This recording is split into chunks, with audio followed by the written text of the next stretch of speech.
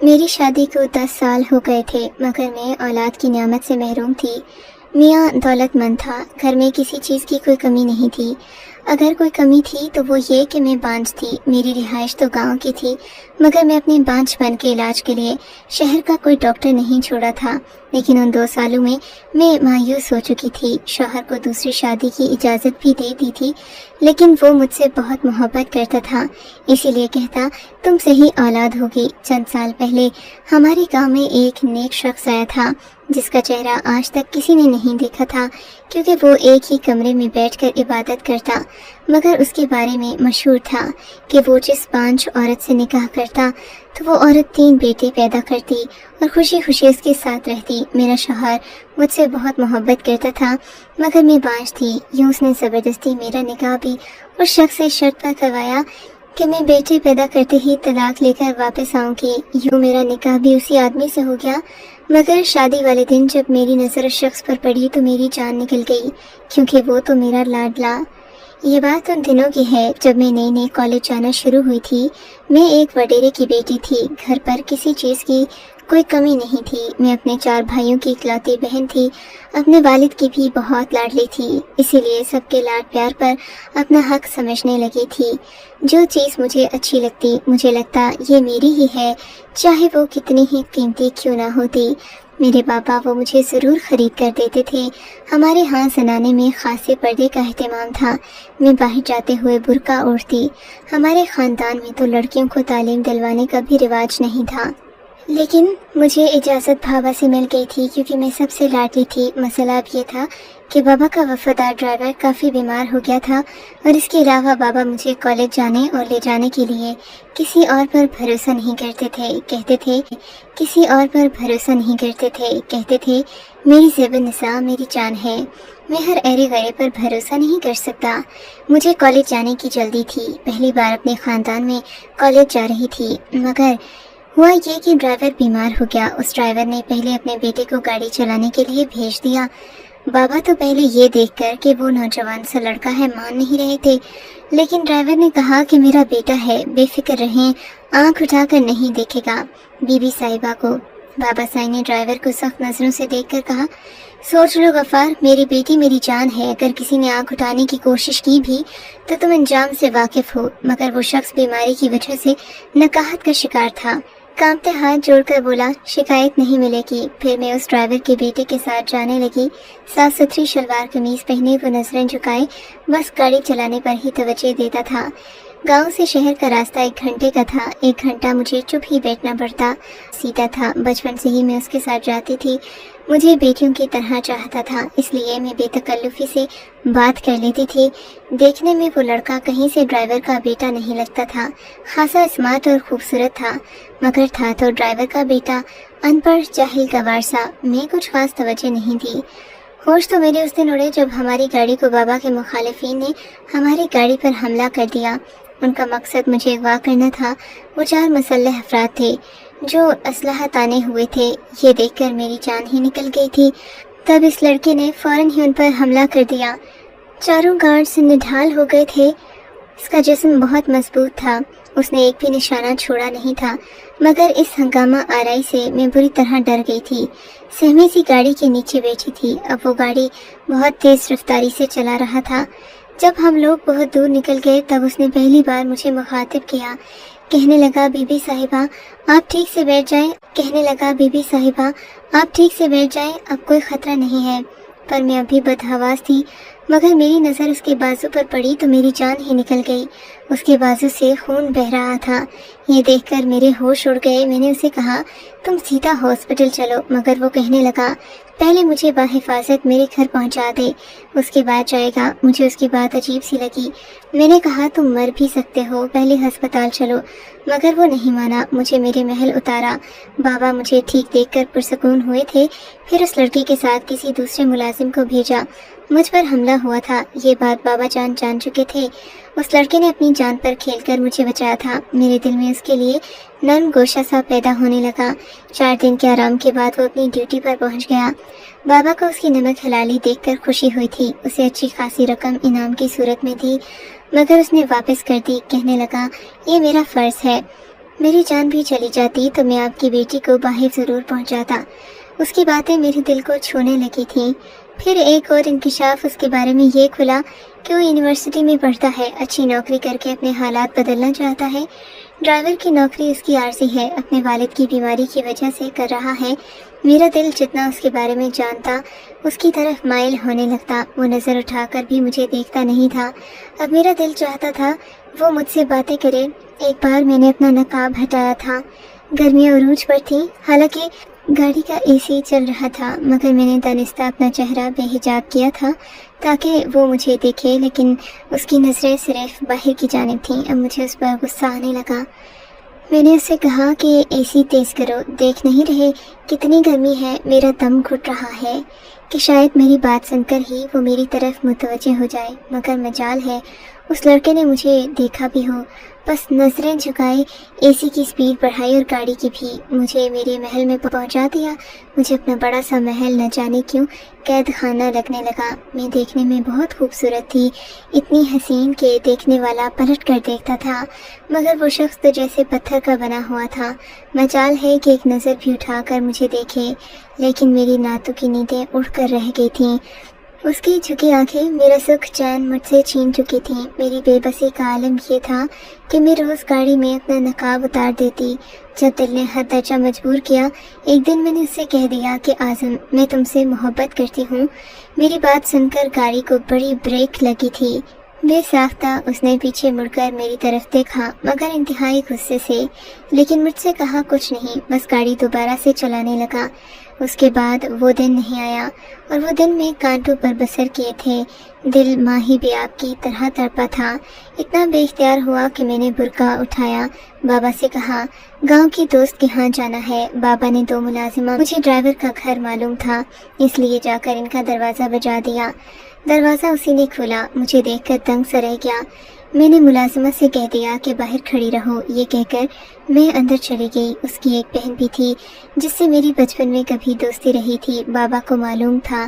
मैंने सोचा यही बहाना बना दूंगी। पहली बार उससे मुखातिब हुआ और सख्त लहजे से, आप यहाँ क्यों आई हैं? मैंने कहा आज़म, मैं अपनी मोहब्बत पे आगे बेबस हो चुकी हूँ। मैं रोने लगी थी, मगर जैसे ही मैंने अपने चेहरे का हिजाब हटाया, आज़म ने नजरें चुराई थी। फिर मुझसे कहने लगा, बीबी साहिब, हम नमक हराम नहीं हैं, अपनी औकात भी जानते हैं। आप आग में क्यों कूदना चाहते हैं? मार डालेंगे आपके बाबा आपको, और मैं आपसे मोहब्बत नहीं करता। मेरे दिल में आपके लिए ऐसे कोई जज्बात नहीं है। आप वापस जाएं और दोबारा यहाँ मत आइएगा। मैं आपके सामने हाथ जोड़कर इल्तिजा करता हूँ। मैंने कहा, ऐसा कुछ नहीं है, मेरे बाबा मुझसे बहुत मोहब्बत करते हैं। आज तक ऐसा नहीं हुआ कि मैंने कुछ मांगा हो और बाबा ने मना किया हो। तुम खुश शक्ल नौजवान हो, तालीम याफ्ता हो, अच्छी नौकरी करोगे तो जल्द हमारे हमपल्ला भी हो जाओगे। मेरे ख़ानदान का कोई मर्द इतना पढ़ा लिखा नहीं है। बाबा तुम्हारी बहुत तारीफ़ करते हैं, इनकार नहीं करेंगे। मेरी बात पर पहली बार उसने मेरी आंखों में देखा था, मगर हैरत से कहने लगा, कमी कमीन ज़ात से ताल्लुक़ है मेरा। टाट चाहे साफ़ सुथरी भी हो, तब भी कोई मखमल पर टाट का पैवन नहीं लगाता। आप जाओ यहाँ से। आज़म की किसी बात पर मेरा दिल आमादा नहीं था। मैं वापस आ गई। घर आकर बता दिया कि ड्राइवर की बीमार पुरसी के लिए गई थी। उसकी बेटी से मेरी दोस्ती है, इसलिए उससे बातें करती रही। मेरी बात सुनकर मेरे बाबा की पेशानी पर सिलवटें पड़ी थीं। कहने लगे, ज़ेब, दोस्ती अपने हमपल्ला से रखी जाती है, आइंदा वहाँ जाने की ज़रूरत नहीं है। पहली बार बाबा का लिया, मेरा दिल घबराने लगा था। आज़म की बात ठीक थी, ये सोचकर कि वो मेरा नहीं हो सकता, मेरा दिल बेचैन सा होने लगा था। जब मैं सुबह कॉलेज जाने के लिए गाड़ी में बैठी, गाड़ी जैसे ही गांव की हुदूद से बाहर निकली, मैंने आज़म से कहकर गाड़ी रुकवा दी और गाड़ी का दरवाज़ा खोलकर अगली नशिस्त पर बैठ गई। आज़म ने मुझे हैरत से देखा। मैं फूट फूट कर उसके सामने रोने लगी। मुझसे निकाह कर लो आज़म, मैं तुम्हारे बगैर नहीं रह सकती। पहली बार मैंने किसी के सामने बेबसी से हाथ जोड़कर कहा था।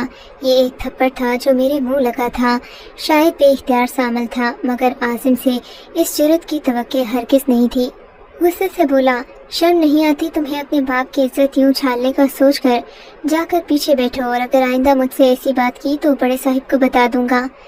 تمہاری حرکتیں میں کب سے برداشت کر رہا ہوں، صرف اس لیے چپ ہوں کہ میری شکایت پر تمہاری پڑھائی نہ چھوٹ جائے، لیکن اب لحاظ نہیں کروں گا، ہم نمک حرام نہ ہی کبھی نمک حرامی کریں گے۔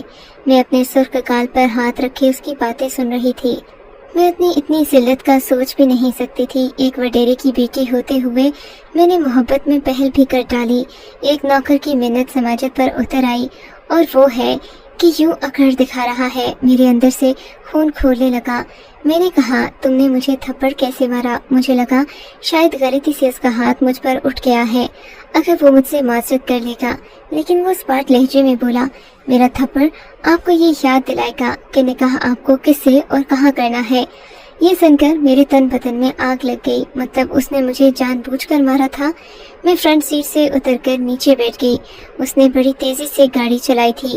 وہ مجھے کالج کے بجائے واپس گھر لے گیا۔ گاڑی سے اترنے سے پہلے بولا، بی بی جی، اب میرے بابا صاحب کافی بہتر ہو چکے ہیں، چند دن بعد وہ آپ کو لینے آئیں گے، اب میں کل نہیں آؤں گا۔ میں نے ایک تیکھی نظر اس پر ڈالی اور کہا، رات 12 بجے اگر تم مجھ سے ملنے میرے کمرے میں نہیں آئے تو میں زہر کھا لوں گی، مرنے کا الزام تم پر لگا دوں گی، فیصلہ تم پر چھوڑتی ہوں۔ میری بات سن کر اس کی رنگت اڑ گئی۔ میں گاڑی سے اتر کر اندر چلی گئی۔ میری گال سے زیادہ میرے اندر کا دل سلگ رہا تھا۔ کیا سمجھتا تھا وہ مجھے؟ ایک معمولی سی لڑکی، اس کی ہمت بھی کیسے ہوئی کہ میری محبت کا جواب مجھے یوں دیتا؟ ہاتھ کیسے اٹھایا اس نے مجھ پر؟ میرے اندر تو ایسی آگ لگی تھی کہ بجھائے نہیں بجھ رہی تھی۔ میں نے بھی تہیا کر لیا تھا کہ نکاح تو اسی سے کر کے رہوں گی، پھر اسے بتاؤں گی کہ مجھے نکاح کس سے اور کہاں کرنا چاہیے تھا۔ میں جانتی تھی جو دھمکی میں نے اسے دی ہے وہ کچھ بھی کر کے آئے گا ضرور۔ اب مجھے رات 12 بجے کا انتظار تھا۔ رات کو میری کھڑکی پر آہٹ سی ہوئی۔ میں لپک کر کھڑکی کی جانب بڑھی، کھڑکی کھول دی اور وہ سامنے بے بسی سے کھڑا مجھے دیکھ رہا تھا۔ اسے یوں بے بس دیکھ کر میرے اندر کہا کہ میں جو کچھ بھی کر رہی ہوں سب غلط ہے، مگر میں نے اس کی ایک نہ سنی اور اس کا ہاتھ پکڑ کر شور مچا دیا۔ وہ بری طرح سے گھبرا گیا۔ چند لمحوں کے بعد میرا دروازہ بجنے لگا۔ میں نے جلدی سے اپنا دوپٹہ دور پھینکا اور اس کے قریب ہو گئی۔ وہ مجھے خود سے دور کر رہا تھا کہ اسی اثنا میں دروازہ کھل گیا۔ سامنے میرے بابا اور بھائی کھڑے تھے، بہت سے ملازمین تھے۔ میں روتے ہوئے اپنے بابا کے ساتھ لگ گئی۔ میں نے عاصم پر غلط الزام لگا دیا۔ وہ یہ سن کر دنگ رہ گیا، اپنی صفائیاں دینے لگا، مگر اس کی سنتا کون؟ میرے بھائی نے اسے بہت مارا، میرے سامنے اسے خون کر دیا۔ یہ بھی مجھ سے برداشت نہیں ہوا۔ میں ان کے سامنے جا کر کھڑی ہو گئی۔ میں نے کہا، جو ہو گیا سو ہو گیا، میرا نکاح اسی کے ساتھ کر دیں، یہی بہتر ہے، میں اس کے ساتھ زندگی گزار لوں گی۔ بابا نے کہا، ٹھیک ہے۔ پھر عاصم کو واپس بھیج دیا۔ اس سے کہا، تم 2 دن بعد نکاح کے لیے آ جانا۔ وہ کہنے لگا، ملک صاحب میں نے ایسا کچھ نہیں کیا، میں بے قصور ہوں۔ بی بی صاحبہ نے مجھے دھمکی دے کر بلوایا تھا۔ میرا قصور یہ ہے کہ میں نے آپ کو بتانے کی بجائے بی بی صاحبہ کو سمجھانا چاہا۔ یہ جھوٹ بول رہی ہیں، میں نے ان کے ساتھ کچھ نہیں کیا۔ اس کا رونا گڑگڑانا سن کر بابا نے کہا، تم جاؤ عاصم۔ بابا کا لہجہ نرم تھا۔ میں خوش ہو گئی۔ بے شک میرا طریقہ غلط تھا، مگر میری شادی تو عاصم سے ہی ہوگی۔ 2 دن بعد میرے نکاح کا شور اٹھا۔ میں دلہن بنی بیٹھی تھی۔ ہوش میرے اس وقت اڑے جب دولہے کے نام میں نے اپنے کزن کا نام سنا۔ میں چپ سی ہو گئی۔ میری ماں نے مجھے سخت نظروں سے گھورا، کہنے لگی، اقرار نہ کیا تو ویسے ہی کام سے جائے گی جیسے تیرا عاشق کل مر چکا ہے۔ یہ خبر تو میرے سر پر بم کی طرح پھٹی تھی۔ میرے بابا اور بھائیوں نے اسے جان سے مار ڈالا تھا۔ اف، یہ ظلم ہو گیا تھا مجھ سے۔ میں دلہن بنی پھوٹ پھوٹ کر رونے لگی۔ میری ماں مجھ سے کہنے لگی، کیا مر جائے گی؟ نکاح کے لیے اکر ہوئے ایجاب و قبول کیا تھا اپنے کزن کے ہمراہ، کسی بے جان مجسمے کی طرح اس کے گاؤں چلی گئی جو ہمارے گاؤں سے بہت دور تھا۔ میرے لیے تو ماتم کی رات تھی۔ محبت تو ایک طرف، میں نے تو قتل ہی کر ڈالا۔ کبھی مجھے عاصم کا چہرہ یاد آنے لگتا، کبھی اس کے بوڑھے باپ کا جس کا وہ واحد سہارا تھا۔ میں تو نیم مردہ سی ہو کر حجرہ عروسی میں بیٹھی تھی۔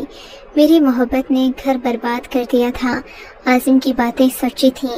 میرا اپنا آپ مجھ سے بے تحاشا محبت تو کر سکتا تھا، مگر وہ جسے کمی کمین سمجھتا تھا وہ اسے بیٹی نہیں دے سکتا تھا۔ مجھے عاصم نے کبھی نہیں بہکایا تھا۔ میرے سامنے میرا شوہر بیٹھا تھا، مجھ سے یہی کہہ رہا تھا کہ تم فکر مت کرو، چچا نے اسے صفائی ہستی سے مٹا دیا ہے۔ مثال قائم کی ہے کہ وڈیروں کی بیٹی پر آنکھ رکھنے کا انجام کیا ہوتا ہے۔ میں بس بے جان سی بیٹھی اپنے شوہر کا منہ تک رہی تھی۔ میرے دل کی دنیا اجڑ گئی تھی مگر وقت کے ساتھ ساتھ سب کچھ پرانا سا ہونے لگا۔ غم کا اثر بھی زائل ہو گیا، مگر میری غلطی کی سزا ہی تھی کہ مجھے بانجھ پن کی سزا ملی۔ پھر 6 سال بعد ایک نیک بزرگ گاؤں میں آیا۔ وہ عورتوں مردوں سب سے پردہ کرتا تھا، ہر وقت کمرے میں بیٹھا بس عبادت کیا کرتا۔ میں نے سنا وہ جسے دم کرے اس عورت کی گود ہری ہو جاتی ہے۔ میرا شوہر مجھے اس کے پاس لے گیا۔ میں کمرے میں گئی، بہت سی عورتیں بیٹھی تھیں، اس کی آنکھیں بند تھیں، سر چہرہ چھپا ہوا تھا، بس تسبیح کے دانے ہی گر رہے تھے، ہونٹوں پر جنبش تھی۔ پڑھنے کے بعد وہ پانی پر پھونک مار دیتا۔ وہ عورت چلی گئی۔ میں گاؤں کے وڈیرے کی بیوی تھی، اس لیے سب عورتیں میرے لیے ہٹ گئیں۔ ایک عورت کہنے لگی، بڑا نیک بندہ اے خدا ہے، کسی عورت کے لیے آنکھیں ہی نہیں کھولتا، بند آنکھوں سے پڑھتا ہے اور پھونک مار کے پانی دے دیتا ہے، ایسا اثر کہ اللہ اولاد سے نواز دیتا ہے۔ میں بھی اس کے روبرو بیٹھ گئی۔ میں نے کہا اس شخص کی آنکھیں جھٹ سے کھلی تھیں۔ جب میری نظروں کا تصادم ہوا تو میری تو جان ہی نکل گئی تھی۔ ایک پل لگا یہ آنکھیں دیکھی سی ہیں، ان آنکھوں میں ایسی تیزی تھی کہ میرا دل کٹ کر رہ گیا۔ پہلی بار یہ ہوا کہ میں اس کی آنکھوں میں دیکھ نہیں پائی۔ میں نے آنکھیں جھکا لی۔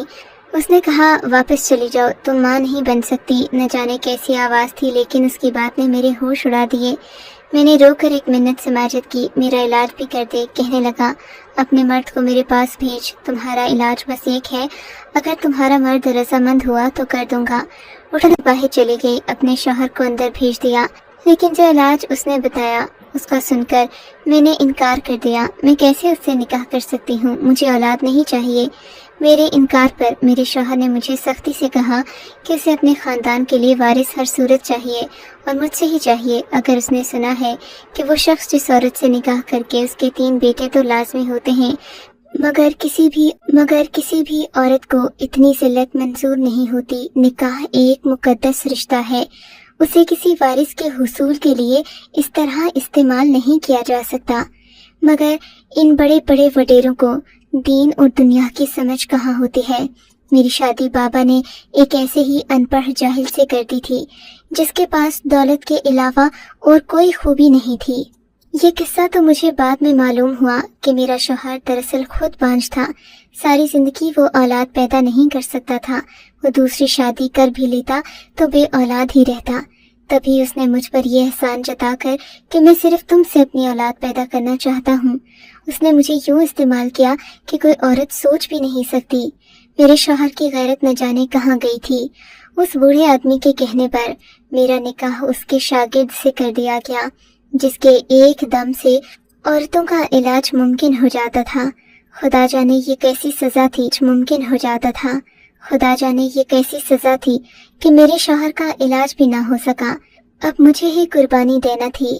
استاد محترم کے کہنے پر میرے شوہر نے میرا نکاح ان کے شاگرد سے کر دیا، جسے کسی نے نہیں دیکھا تھا۔ وہ بہت نیک مشہور تھا۔ استاد صاحب نے اس بات کی ضمانت دی تھی کہ اس نکاح سے مجھے نیک اور صالح اولاد پیدا ہوگی جو ہماری زندگیوں کے دھارے بدل دے گی۔ میں نے تو اس سب میں کسی قسم کی خوشی کا اظہار نہیں کیا، مگر میرا شوہر بہت خوش تھا کہ اسے بیٹھے بٹھائے اولاد مل جائے گی اور گاؤں میں کسی کو اس بات کی خبر بھی نہ ہوگی۔ میرا جبکہ نکتہ تھا کہ نکاح خفیہ نہیں ہوتا، نکاح ہمیشہ اعلانیہ ہوتا ہے۔ بہرحال سارے معاملات طے پا گئے، مگر نکاح کے وقت جب میں نے اس شخص کو دیکھا جس سے مجھے باندھا جا رہا تھا تو میری حیرت کی انتہا نہ رہی۔ یہ وہی لڑکا تھا جسے میرے باپ نے کمی کہہ کر نہ صرف بلکہ اسے دنیا سے بھی رخصت کر دیا تھا، مگر وہ ان کی نظروں میں مر گیا تھا۔ اس کے بعد خدا جانے کیسے اس کی جان بچی اور وہ ان بزرگ تک پہنچا جن کی روحانیت پہلے ہی دور دور تک مشہور تھی۔ اعظم ویسے تو نیک طبیعت کا مالک تھا، مگر اپنے استاد کی شاگردی میں آ کر اس نے خود کو اور بھی بہتر بنا لیا۔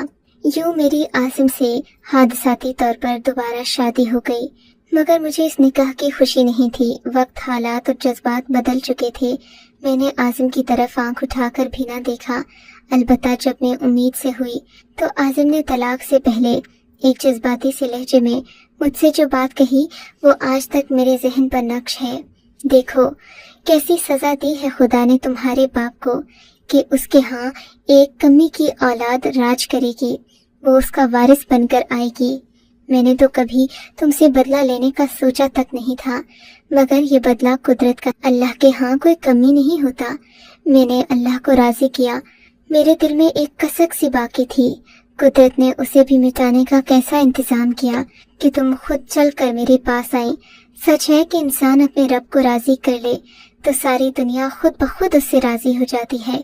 میں شرمندہ تھی، میرے پاس اس بات کا کوئی جواب نہ تھا۔